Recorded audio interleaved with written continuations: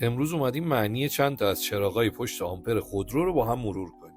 وقتی این چراغ روشن بشه به معنی کم بودن ولتاژ باتری خودروه، یعنی باتری شارژ نمیشه.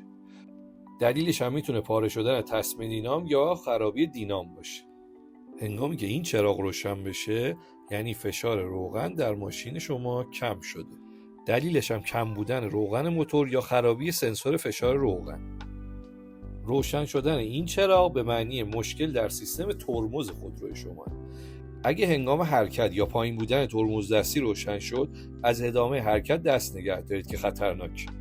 این چراغ به معنی بالا بودن دمای مایع خنک کننده رادیاتور.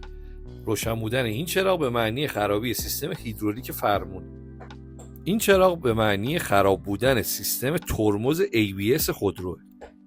روشن بودن این چراغ به معنی درست کار نکردن موتور خودروی شماست.